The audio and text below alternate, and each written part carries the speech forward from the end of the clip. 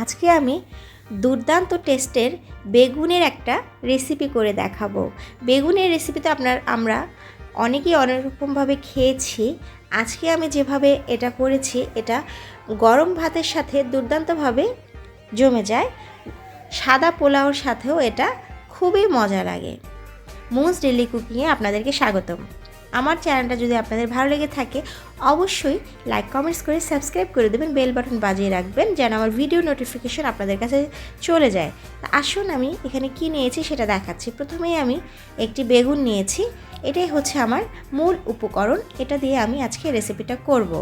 তো বেগুনটা আমি কেটে নিচ্ছি। বেগুনটা আমি মাঝখানে ফাড়ি করে নিয়েছি কারণ বেগুনটা বেশ বড়।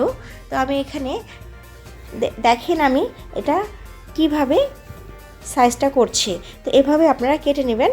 নতুনদের বলছি আমার চ্যানেলটা সাবস্ক্রাইব করে আমার পাশেই থাকবেন সবসময়। সহজ সুন্দর রেসিপি দেখার জন্য আমার চ্যানেলের সাথেই থাকবেন। আমার কেটে নেওয়া হয়ে গেছে বেগুনগুলি।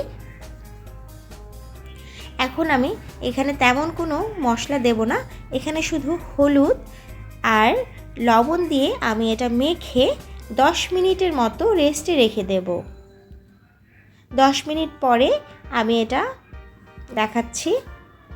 চলুন আমরা এখন চুলার কাছে চলে যাই।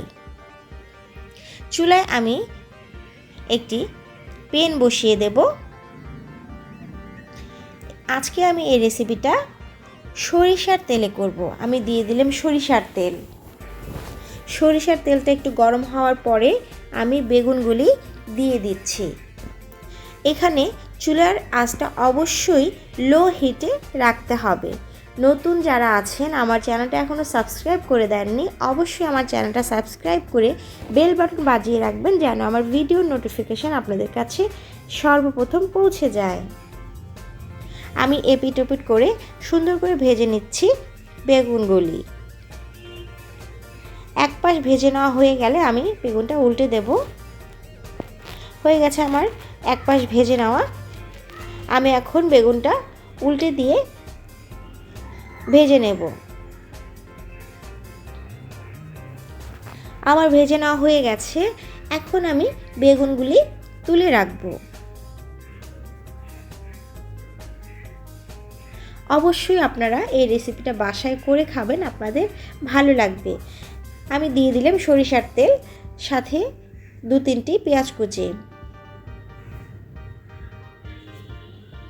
পেঁয়াজ কুচিটা আমি একটু ভেজে নেব। দিয়ে দিলাম 3-4টে কাঁচামরিচ ফাড়ি। দিয়ে দিলাম আধা চা চামচ আদা রসুন বাটা। সাথে দিলাম আধা চামচ হলুদ গুঁড়ো, আধা চামচ মরিচ গুঁড়ো, আধা চামচ জিরা গুঁড়ো আর স্বাদ মতো লবণ দিয়ে আমি এটা একটু সুন্দর করে কষিয়ে নেব। আমার কষানো হয়ে গেছে, মশলা থেকে তেল ছেড়ে দিয়েছে। এই পর্যায়ে আমি আরেকটু পানি দিয়ে এটা নেড়ে নেব। আমি এখানে দিচ্ছি জলপাইয়ের আচার। এখানে আপনারা তেঁতুলের রসটাও দিতে পারেন, আমি দিচ্ছি জলপাইয়ের আচার। আজকে আমি করছি আচারি বেগুন। অবশ্যই আপনারা এই রেসিপিটা বাসায় করে খাবেন, আপনাদের দুর্দান্ত ভালো লাগবে। এই আচারি বেগুনটা পোলাওর সাথে অত্যন্তভাবে জমে যায়। এখন আমি এটা সুন্দর করে তৈরি করে নেব।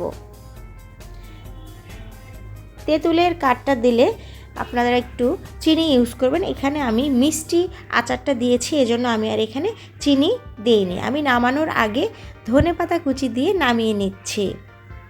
আমি এখন পরিবেশন করে দেখাচ্ছি। দেখতে যেমন সুন্দর হয়েছে, খেতেও দুর্দান্ত টেস্ট হয়েছে। আমি এটা সাদা পোলাওয়ের সাথে সার্ভ করব। তো আমার চ্যানেলের পাশেই থাকবেন। এ পর্যন্ত আল্লাহ হাফেজ।